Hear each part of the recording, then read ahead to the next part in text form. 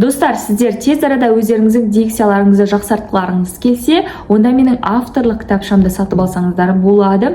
Бұл кітапшаның бағасы 5000 теңге, ол электронды түрде болады. Яғни сіздер оны Қазақстанның кез келген аймағынан, тіпті шетелден де сатып ала аласыздар. Және де сол кітапшаны алу арқылы өздеріңіздің дикцияларыңызды үй жағдайында жақсарта аласыздар. Және де айта кетейік, егер де сіздер балалардың дауыс бұзылыстарын анықтағыларын дер кезінде анықтағыңыз келсе, онда менде орыс тіліндегі балалардың дауыс бұзылыстары туралы кітапша бар. Оның бағасы небәрі 1000 теңге. Оны да алу үшін сіздер Instagram парақшаға жазсаңыздар болады. Сәлем достар, менің каналыма қош келдіңіздер. Мен бүгін сіздерге, журналистерге міндетті түрде оқу керек кітаптар тізімін айтатын боламын. Егер де видео ұнаса, менің каналыма тіркеліп, лайк басуды ұмытпаңыздар. Журналист болу үшін ең алдымен сізге жоғары білім қажет болады. Ал кейбір журналистер жоғары білімнің көмегінсіз де осы журналистика саласында жүріп өзінің қызметін атқарып жатыр. Оған не себеп? Өйткені журналистикада сізде тек қана сол жоғарғы оқу орнында алған біліміңіз қана емес, сіздің яғни ақпарат саласында, ақпарат майданында сіздің қандай еңбек еткеніңіз, қандай қызмет атқарғаныңыз, сіздің былайша айтқан кезде опытыңыз маңызды. Ал біз ол опытты қайдан аламыз? Біз университет қабырғасында тек қана теориямен ғана танысамыз, ал практика жүзінде біз егерде сайтта, газетте, телевидениеда өзіңіз кез келген өзіңіз ұнатқан бақ саласында қызмет атқару арқылы сіз өзіңізге опыт жинайтын боласыз.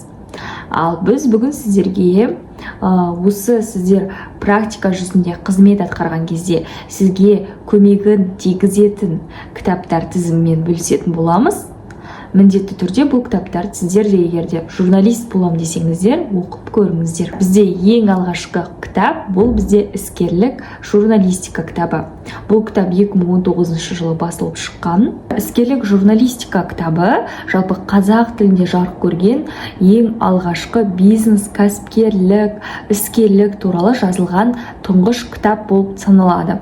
Өйткені осы уақытқа дейін неше түрлі орыс тіліндегі, ағылшын тіліндегі кітаптар болды, бірақ қазақ тілінде өкінішке орай ондай кітап болған жоқ. Және де бұл кітап алғашқы кітаптың бірі саналады. Жалпы бұл кітаптың авторларының қатарында Ербол Азамбек, Әсия Акишева, Шолпан Айтенова сынды журналистер бар, арнайы мамандар бар десек болады. Бұл кітапта авторлар негізінен Қазақстанның бюджеті, экономикасы, кәсіпкерлер туралы, одан бөлек іскерлік туралы көптеген ақпараттарды біз, яғни осы тақырыптарда материал жазған кезде қалай сауатты беруіміз керек, ол ақпараттарды қайдан іздеуіміз керек, яғни сіздің материалыңызға қажетті сіз сандарды қайдан ала аласыз, ақпарат көздері қайдан алынады, оны қалай жеткіземіз, оны қалай сауатты түрде көрнекілейміз, соның барлығы да қамтылған. Оқып шыққанмын, өте жеңіл тілде жазылған,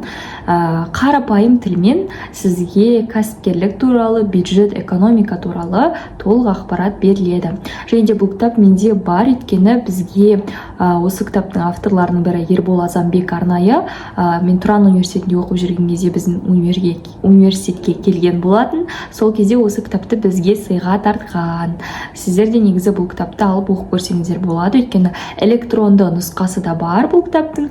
Яғни электронды нұсқасын сіздер тауып алып оқып көріңіздер. Бізде екінші кітап факт-чекинг журналистика зерттеуінің тренді, мүмкіншілігі мен болашағы деген кітап. Бұл 2017 жылы басылып шыққан кітап екен. Бұл кітап негізінен орыс және қазақ тілінде жарық көрген екен. Ал бұл кітапта бізде ақпараттың дұрыс немесе дұрыс емес екендігін қалай анықтау керек, және ол материалды біз қалай жазуымыз керек, осының барлық қыр-сырлармен бөліскен. Сіздерге де оқып көруге кеңес беремін. Ал бұл кітаптың редакторы Александр Гороховский, украиналық журналист болып саналады. Факт-чекинг туралы айта кетсем, жалпы факт-чекинг дегеніміз интернет журналистикада жарияланған фото, видео, материал, кез келген материалдың рас өтірігін анықтау болып табылады. бұл әдіс бізде дезинформацияны, яғни өтірік ақпарат тарататын баспаларды анықтауға, өтірік ақпарат таратылған жағдайда қоғамда оны анықтауға көмектеседі. Жалпы бізде ең соңғы кітап, үшінші кітап, ол медиа және журналистика кітабы.